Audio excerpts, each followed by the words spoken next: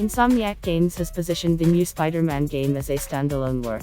Say, we have here not just a Elch, but a full-fledged game, just a little smaller.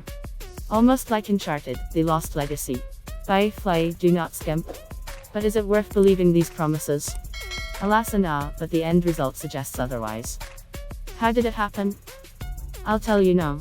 It's funny, but after passing Marvel's Spider-Man, Miles Morales wants to talk not about the add-on itself, but about how short the memory of journalists and gamers is. 2 years ago, when Insomniac Games released the original game about the adventures of Spider-Man on PlayStation 4, who only sang its praises to her. Say, we got a masterpiece in 5 minutes, and the gameplay is almost perfect, and the graphics, and in general it is the best interactive superhero immediately after the Batman Arkham cycle. The truth was that the authors Marvel's Spider-Man turned out to be only diligent apprentices who repeated the concept invented back in the early card-s by Treyarch. Released in 2004 on PlayStation 2, Xbox Original and GameCube Spider-Man 2, and it was this game, in fact, that determined for years to come what the adventures of a friendly neighbor on the other side of the TV screen would look like. An open world, a clear storyline, sometimes a little crazy side quests, time trials, a spider that clings to a web not to the air, but honestly sculpts it to skyscrapers, all this appeared just then. The 2018 game was exceptional, diligent, but a copy. Yes, with much more perfect graphics, a huge number of tasks, an incredible level of production, but only a repetition of what has already been passed. In fact, from the proud title of a clone of Spider-Man from Insomniac Games, only the almost complete absence of sane games about people in colorful fights on the market saved. Of course, 3 years before the release of the Insomniac project came out a masterpiece Batman, Arkham Knight, but, firstly, the Spider-Man had never been able to reach the Dark Knight in terms of quality and originality, and secondly, there was no one on the market except Bats. Not really consider the Lego line as a serious competitor. And so, on the eve of the start of sales of the PlayStation 5, the developers threw Spider-Man, Miles Morales, a standalone add-on for the original game on the shelves. And you know what? History repeated itself. Only this time, the add-on is diligently copying the original story. The Ouroboros still ate its tail and spawned a clone of a clone. The story starts without swinging. Giant Reno flees custody. Miles Morales pursues the big man with Peter Parker, then fights with him and sends him to prison. Then it turns out that the real Spider-Man dumps Mary Jane on vacation together, and in the meantime a new gang is announced in the city, calling itself the Underground. And now Miles is jumping on the web, trying to prevent a catastrophe, hitting the faces of opponents and dodging shells flying in his direction. Actually, if you expect something unusual from the plot of Miles Morales, then you can safely pass by. Local history, from the very beginning to the end, looks like a stamp, even against the backdrop of films from the Marvel multiverse. The heroes speak in clutch phrases, the conflict does not cause any surprise, all the cards are revealed ahead of time, the main bad guy can be seen already in the first intro. In short, the good script is clearly not here. Gameplay is another matter.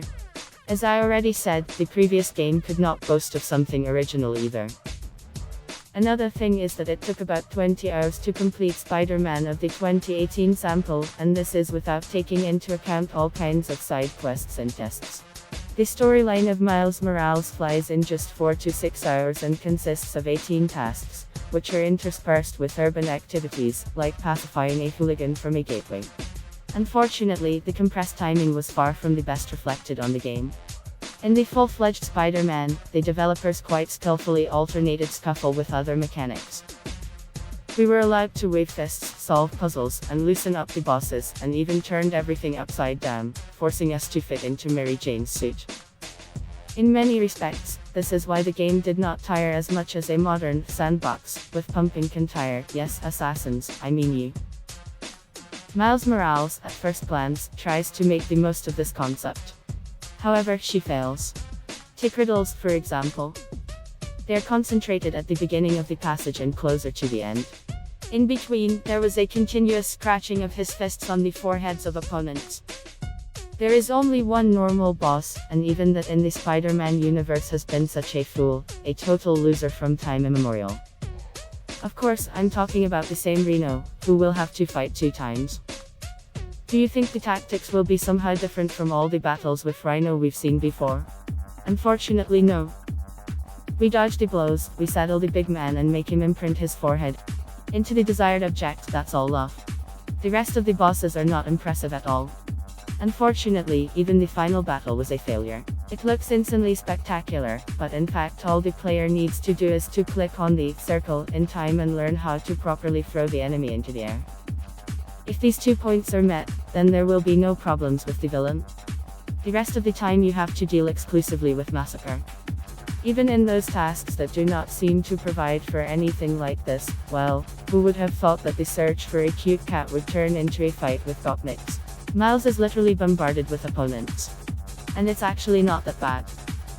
It would have been if the developers had written a slightly more extensive storyline. However, within the framework of the timing that is, the action is simply tiring. Even the hero's electrical abilities do not save, they simply replace the vast arsenal of gadgets that Peter used. No more.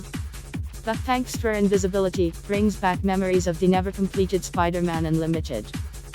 Unless there are not enough beasts as opponents, but vile and bloody. The problem is that a new game about a friendly neighbor simply cannot be perceived as an independent work. It feels like DLCs, plays like DLCs, and even has swords that are typical for DLCs. Sometimes it comes to ridiculous. Rescuing a cat as a story mission is okay. But what about finding sounds for your uncle? Doing it even once is too much.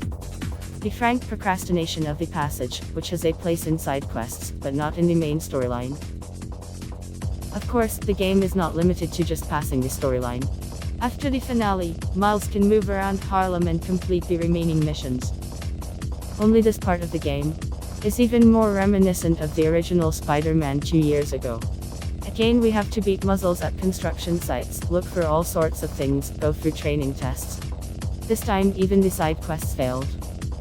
Remember, for example, how cool it was to look for the Black Cat Easter eggs.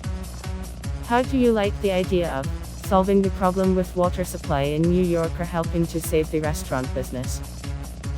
Do not misunderstand me. The Spider supplement itself is not bad. It is well delivered, it is really interesting to pass it. But this is not a PlayStation 5 starter game level.